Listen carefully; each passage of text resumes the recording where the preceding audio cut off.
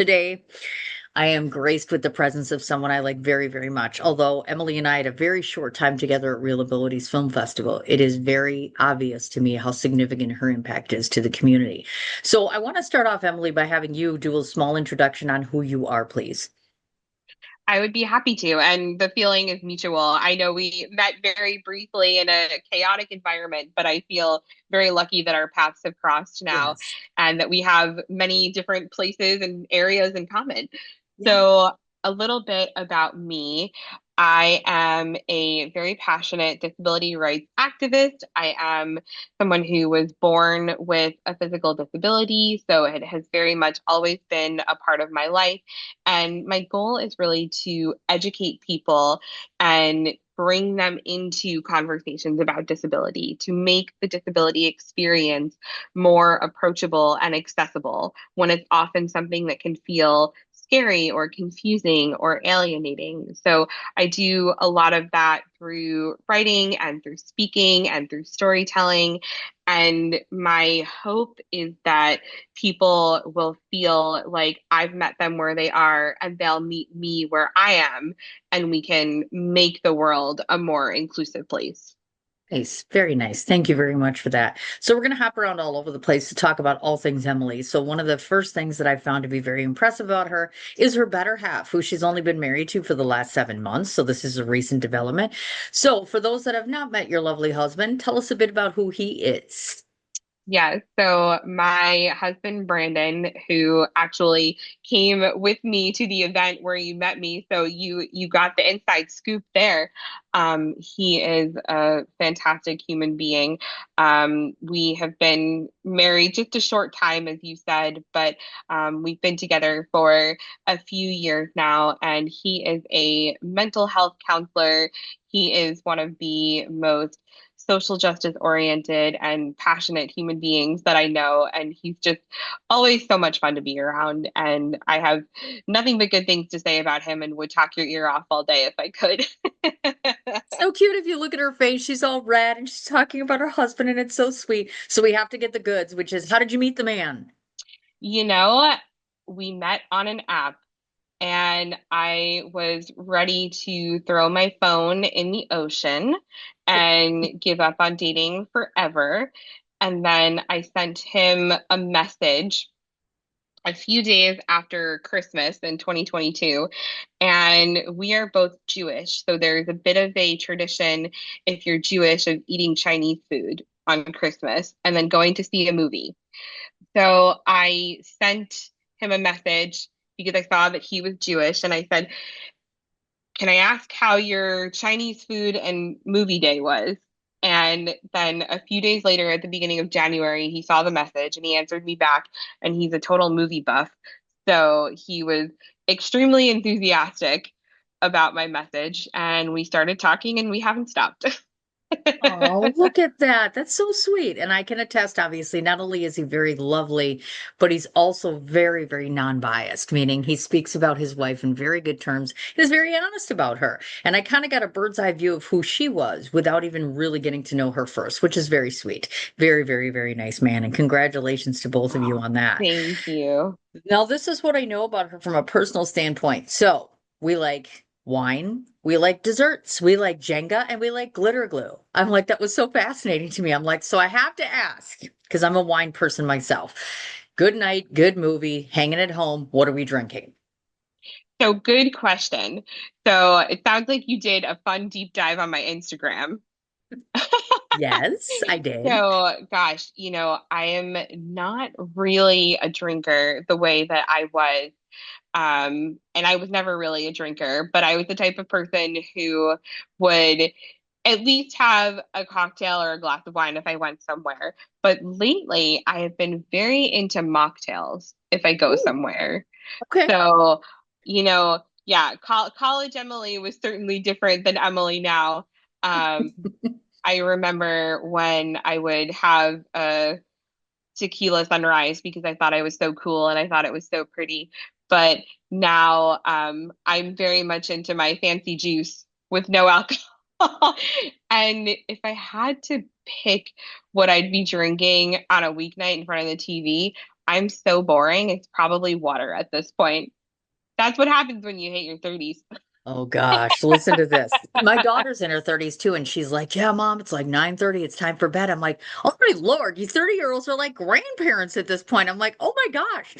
So I saw a variety of different things on there. And one of the things that stood out to me that was so incredibly touching was the close relationship with your mother. So I want to ask a bit about what your mother represents to you, meaning what sort of impact has she had on you, either personally or professionally or both?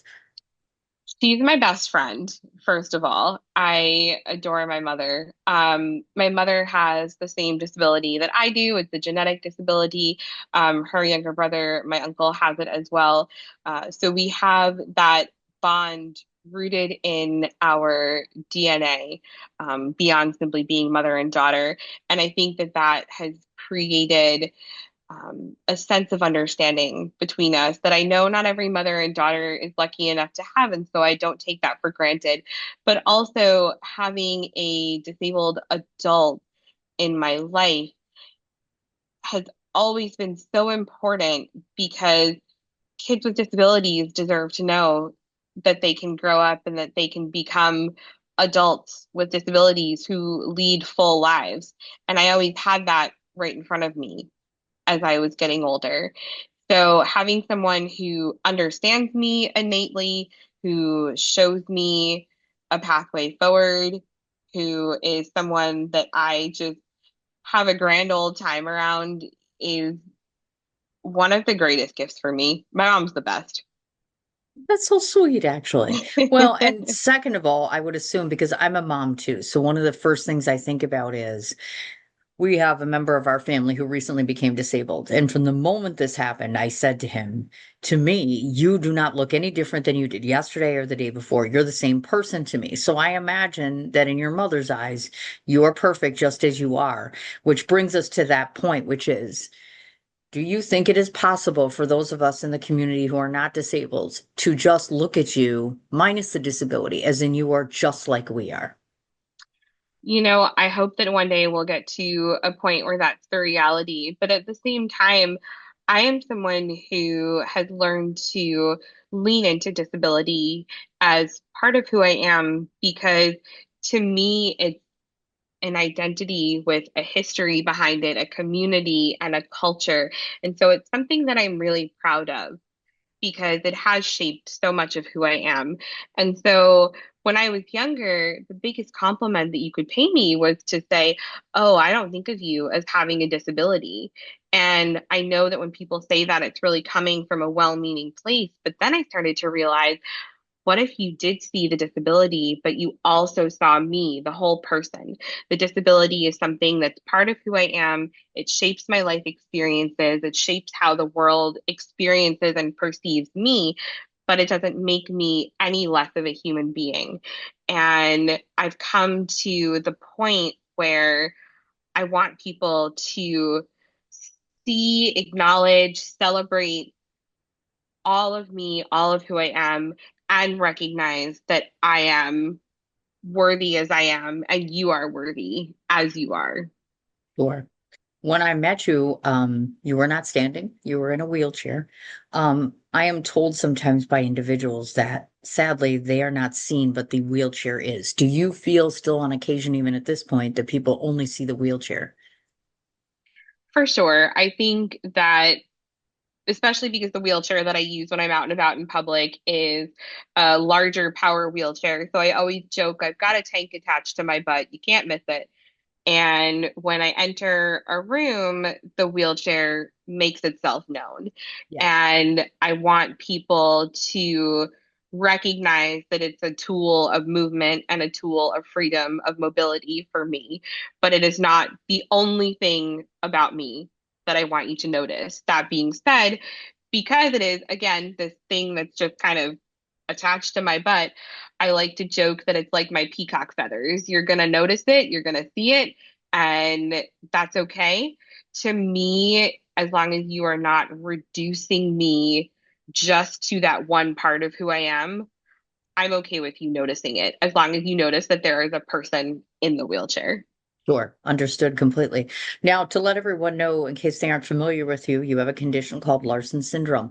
So, Two questions relative to that. Please explain a bit about what that is, like the classical definition of it. And for you personally, what is the biggest challenge that comes along with having the syndrome?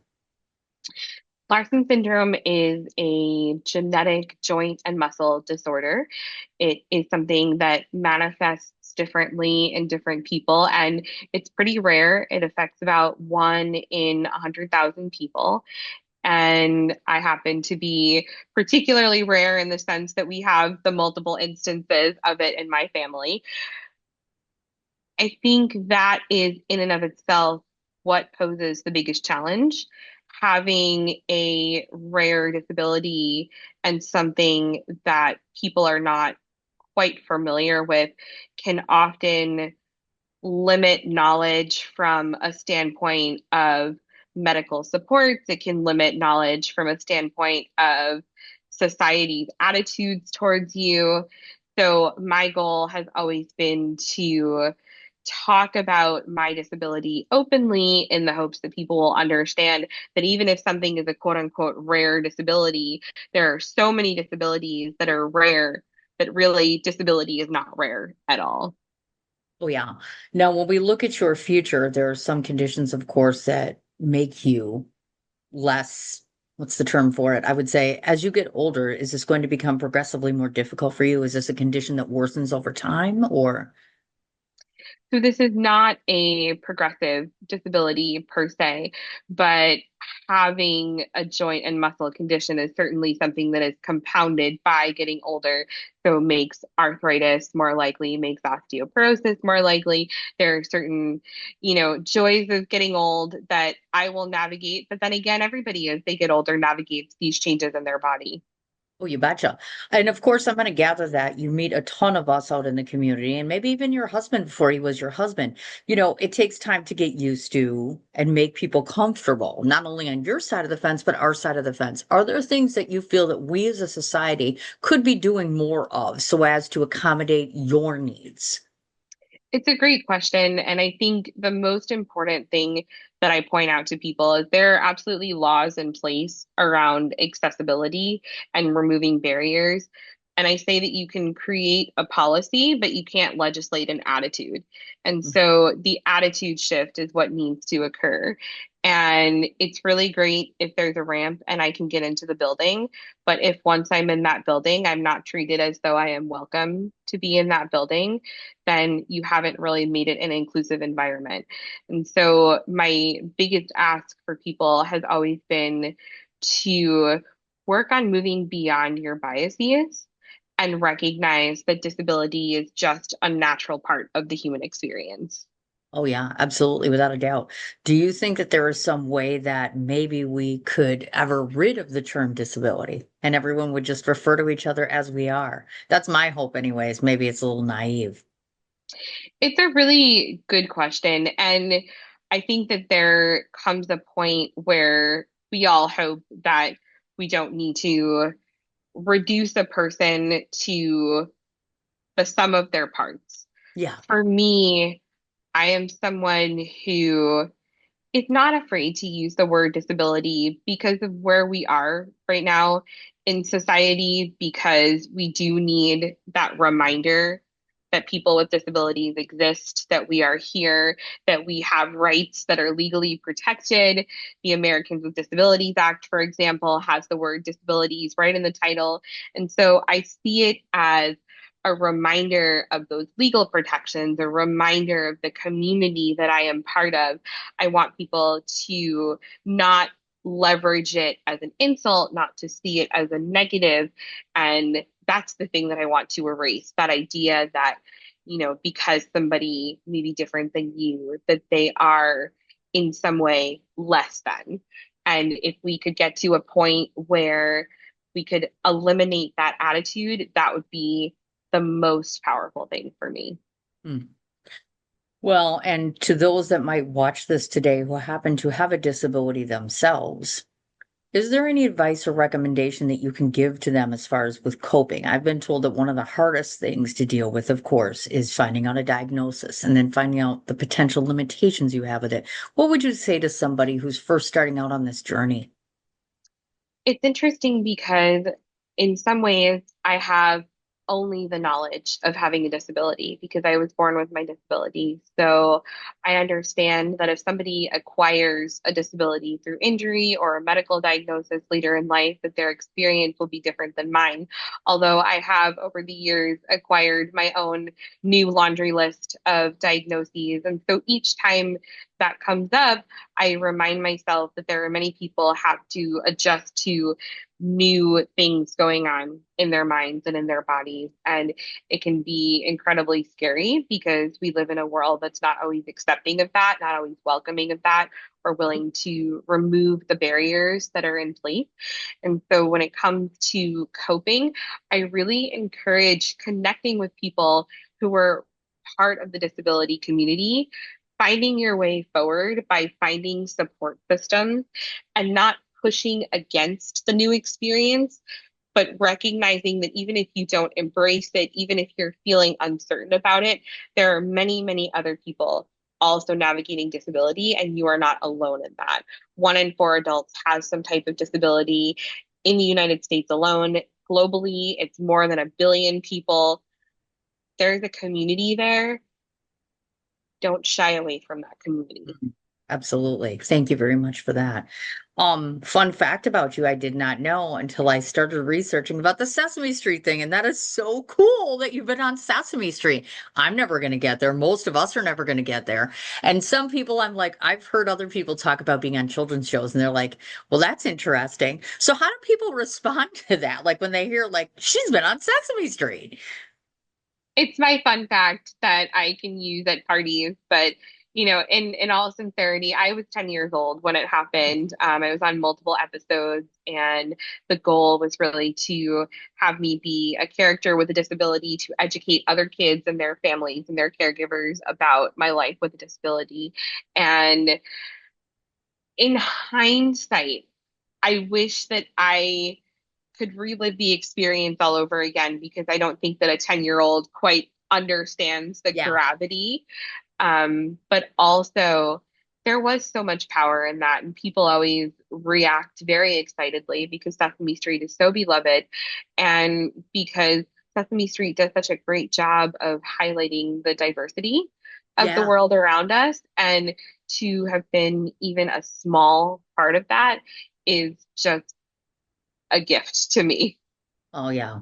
And I want to ask this question because, of course, RJ Mitty, who I had talked to, and he's also an actor. So, question for you relative to this, because you've been in an actual television program. So, his feeling is that oftentimes there is less and less chance that a disabled individual is going to get cast for a program. So, if I threw that question to you and said, hey, how do you think you could make yourself more appealing, let's say, for instance, because I know, of course, that a lot of directors oftentimes are concerned about how to accommodate an actor, disabled or not.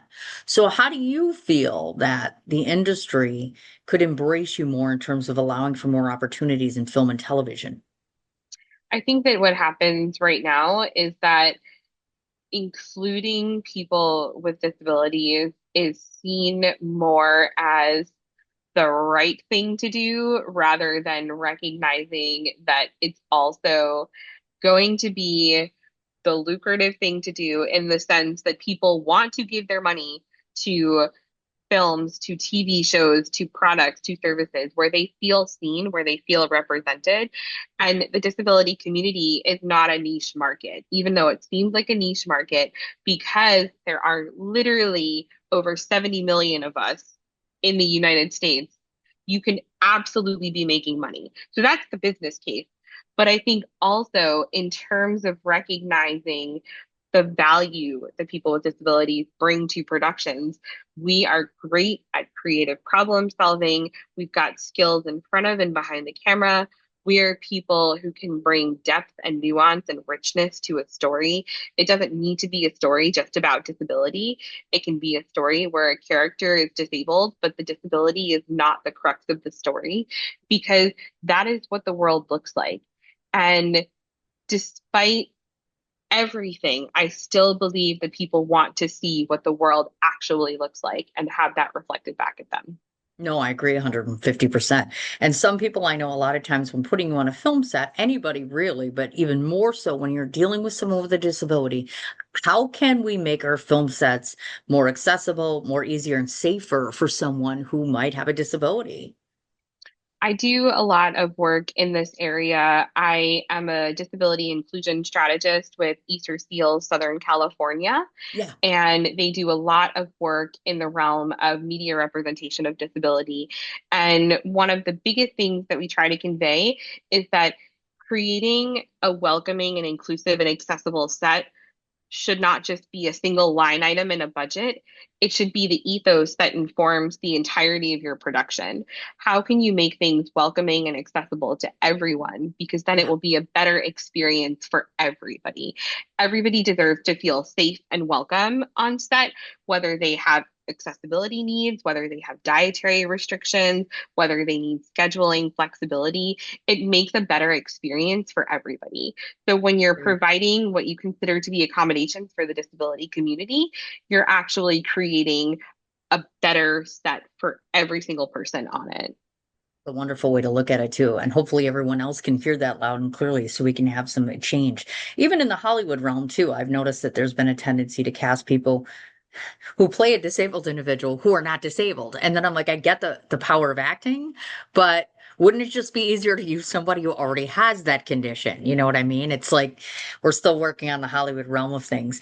And as you mentioned, we have many similarities. So one of the things we have in common is that we are both podcasters, and you, of course, co-host a podcast with Kyle, and it's called Accessible Stall. So tell us a bit about the podcast. And then second of all, tell me why you felt it important to get into that form of media. I have had this podcast with my friend Kyle since 2016. So it's been quite a while now. And we were some of the earlier podcasters with disabilities to really make a splash in that space. And I feel very lucky that we continue to do it.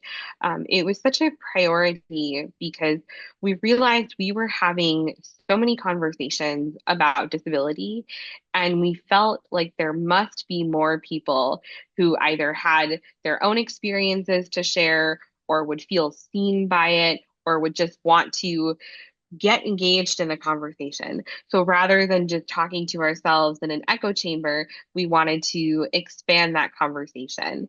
And when we started the podcast, things were changing in the world politically and socially and culturally. It was really a moment. And we knew that we had an opportunity to make sure that the disability perspective was still being heard and considered.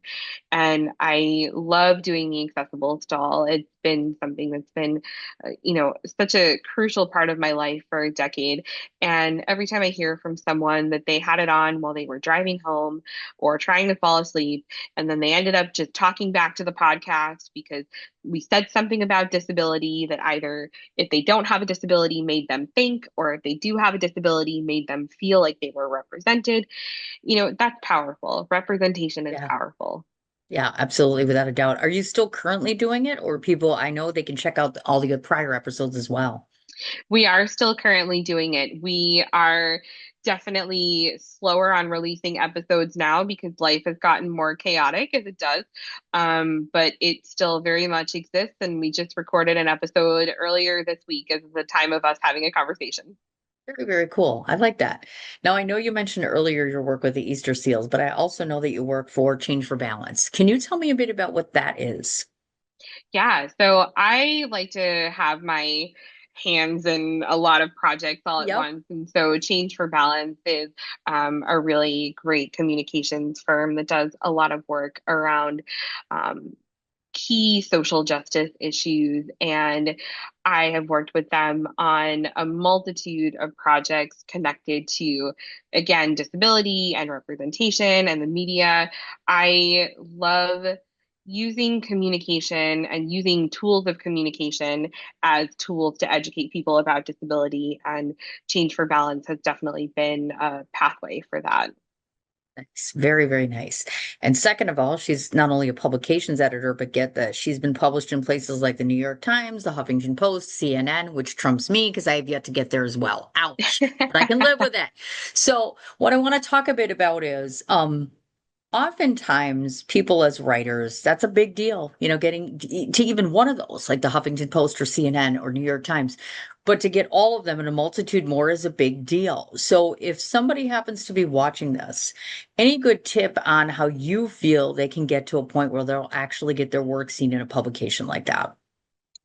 It is so important to believe in your own work first and to recognize that your words don't just have worth because someone paid you to put them in a publication.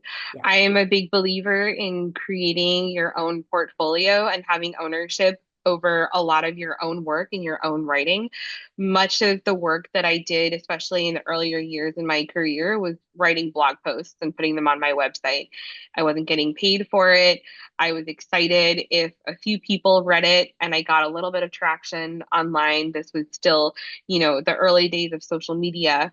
But I think that writing for yourself first and having a collection of your words and your work for yourself before you then go and try to sell those words to another outlet Yeah. is one of the best things you can do. Ah, look at that. And the other thing too is I've been told this relationships help. Is that still the case? Because I know, oh, if you know this person or connected to this person, just saying. It's totally true. That being said, everybody needs to start somewhere. And Yeah. I think that if you have the words already down on paper or metaphorical paper somewhere, if you have that proof of concept, if you can point to people and say, hey, look, this is what I've already done, this is my writing, Yeah. I think that is perhaps not exactly the same as having connections to the industry, but should not be undervalued. Absolutely. I agree. And then just when you think she hasn't done enough, get this. She serves as an advisory board member, one of the places, of course, being the Real Abilities Film Festival for the last 2.5 years, amongst other places. So my first question relative to that is acting as a board member in any capacity is always an enriching and engaging experience.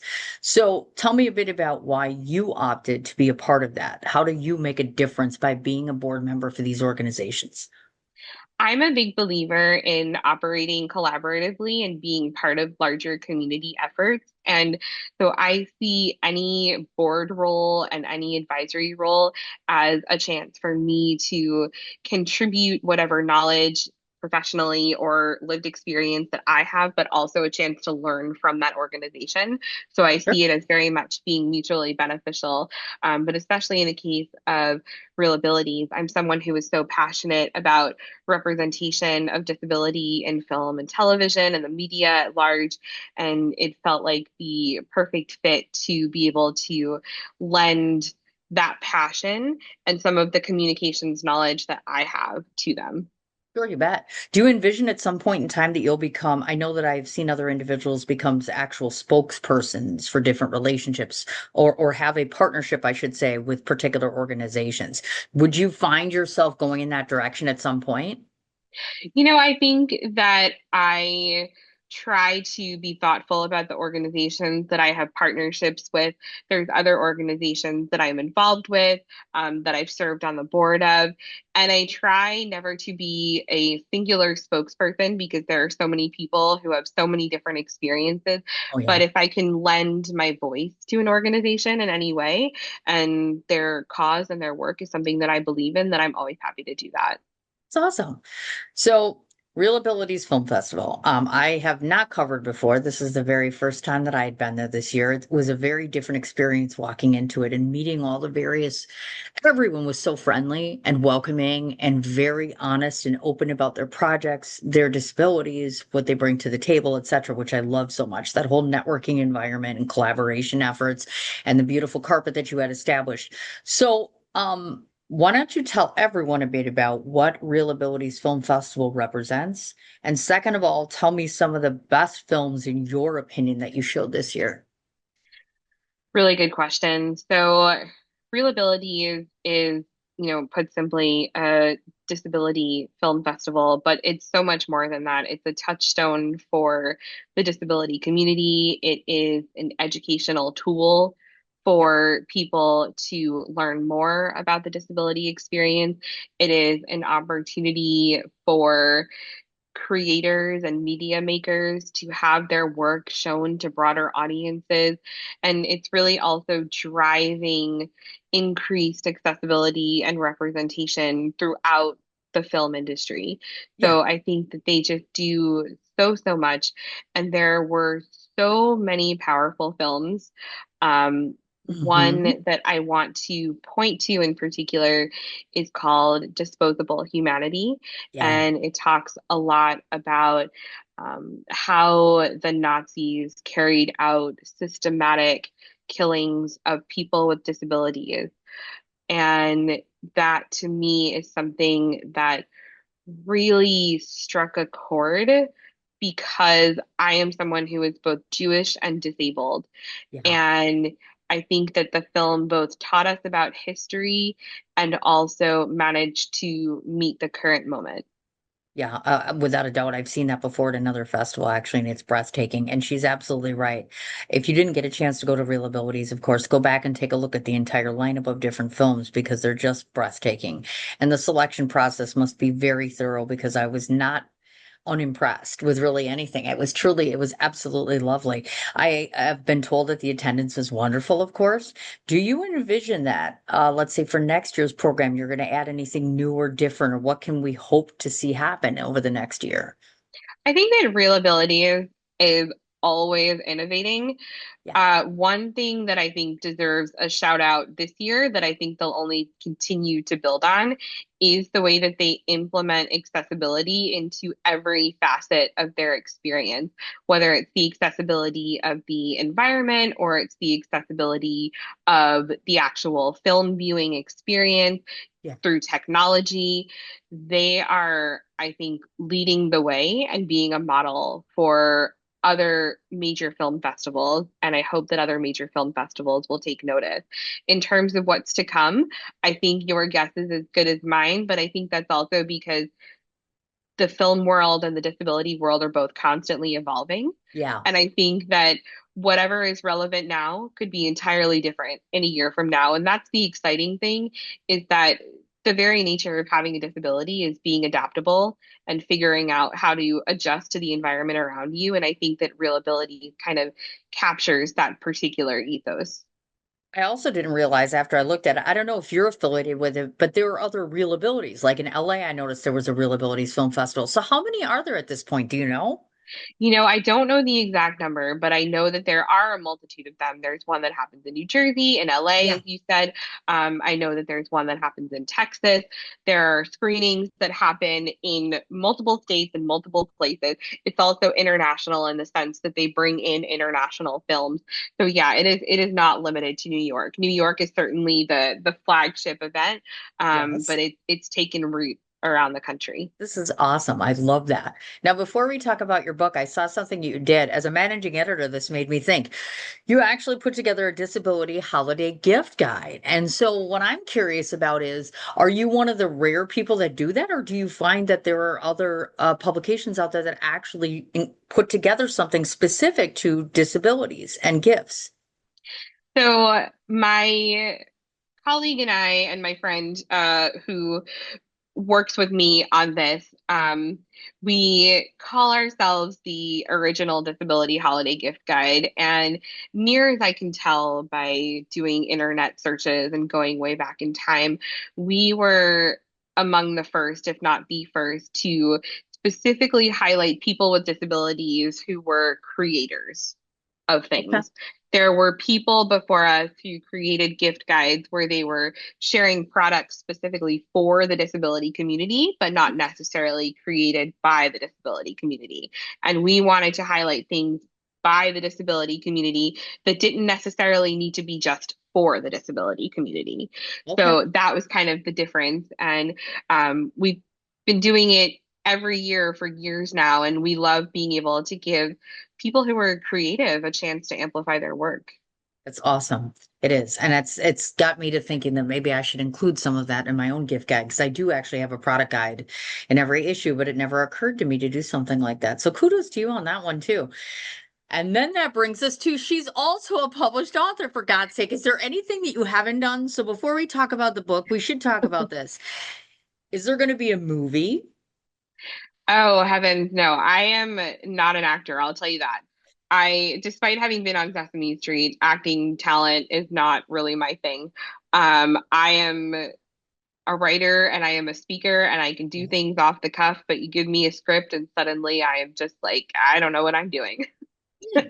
Well, maybe on the flip side, would you ever entertain the idea of maybe doing a film about your own journey? It could always be in the cards. It Mm. truly could. I never say no, but I also, at this point, feel so lucky to just have my hands in so many projects and things already that I don't feel like that needs to be the next step. But who knows? Who knows? Yeah, never say never. That's exactly what I say. So that brings us to your book. My first question is, could you please tell everyone a synopsis about what your book is about? My book is called Demystifying Disability: What to Know, What to Say, and How to Be an Ally. A little bit of a mouthful, but really it's meant to be a 101 sort of primer about disability. And it covers language and it covers history and etiquette and media representation. And it talks about the disability experience. It's through my lens, and I am not the sole authority on disability. I didn't set out to write the Bible on disability or the encyclopedia on disability, but I did want to give people one tool in their toolkit that they can turn to if they're not sure how to think about disability or talk about disability, and hopefully they can engage with it. They can learn a little bit about disability. They can feel a little bit more comfortable with disability, and then they can become part of the conversation. That makes sense. Um, if I could ask you what the response has been from the disabled community with regards to what you've written. I think that I have been very lucky that the vast majority of responses have been incredibly warm and the book has been incredibly well received. There's always going to be people who think that you are too radical or not radical enough.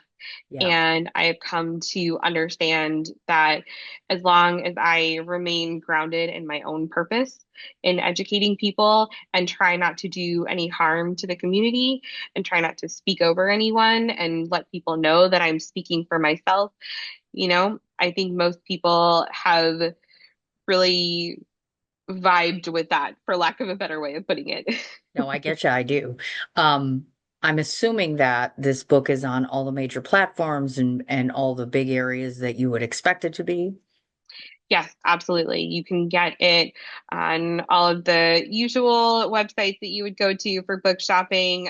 You can get it through the audiobook version, of which I am the narrator. You can also, if you are interested in supporting your local bookstore, get it from there. I love Yep. to recommend that whenever possible. Yes. Yes. Good idea, actually. Do you think it's possible that we have another book in us? Yes, I will say that I have a second edition of the book coming out. It is the same book, but it is revised and updated and expanded in many ways. So it is coming out at the end of September. So I would say that's like another book in a sense. But then there's, more writing to be done down the line. Sure. That makes perfect sense. And then to top it all off, the very last thing, of course, is how do you find time to do any form of public speaking with everything else going on? Public speaking is one of my greatest passions because I love connecting with people. Yeah. I think it's so much fun and I do it when I can. I'm lucky when people invite me into their spaces. I want to continue to do it as much as I can whenever people will have me. But as for finding the time, I won't show you my Google Calendar. Listen to that. My gosh. So moving forward for the remainder of this year, what else do we have going on? What else can people look forward to from Emily? Right now, I'm very excited about the launch of the revised edition of the book, of course, but Mhm. also I'm really proud that I am working with Easter Steel Southern California on a rebranding of what was previously known as the Media Access Awards. Ooh, It is a very exciting event that happens in LA around disability in film and television, both on screen and behind the camera. So we are launching a revamped version of that. I am co-chairing the Disability Advisory Committee that is leading the way on all things related to representation and accessibility for the event. So that's coming soon. The event is in October, and submissions for consideration will be open, I believe, in June. nice. Now, if somebody watches this and is saying, gosh, I want to be in a room with her or meet her, do they have the ability to do that this year? Yes, absolutely. I'm hoping to do some events around the launch of the revised book edition, but also I'm very easily findable online. I'm often sharing where I'm going, what I'm up to, what I'm doing. But I'm in the New York, New Jersey area, so pretty easily findable there. Look at that. So, would it be best to say, I know you're on LinkedIn, I know you're on Instagram, I know that you have a website, etc. What's the best place for contact for folks? My website has pretty much everything right there. I've got a page for getting in touch. It's got my email on it. I've got all my social media on there. I try to be pretty responsive. So, whatever your preferred platform is, I'm happy to hear from you on there. So sweet. Now, in conclusion, Emily, this is what I would like to say. I often notice that when I have people come on and I speak to them, there's a resounding theme, which is I think it's always assumed that people are appreciated. So I always make it a point to remind folks of why it's so important to say the words, thank you to you. You've made a monumental impact in the disability community as well as regular society. And I don't take that lightly. I say that because, yes, I realize that your target audience is probably your fellow disabled. But to those that are in our community who you have taught or educated or inspired or motivated, we thank you for that. We thank you for every moment of time that you donate and volunteer. We thank you for helping put together such a wonderful film festival and a publication that is serving as an educational tool for so many around. I'm sure your husband thanks you for existing because I can see how evident it is that the two of you are so happy. But most importantly, thank you for being perfect as you are. I think that's what many people forget is whether we are flawed or disabled or not disabled, we are all perfect as we are. So just thank you, thank you, thank you. And thank you for, first of all, hosting me, but more importantly, for really taking the time to think through our conversation to see the whole of my humanity. I think that's always very rare in an interviewer, and that doesn't go unnoticed. So it's been really lovely to have this conversation with you.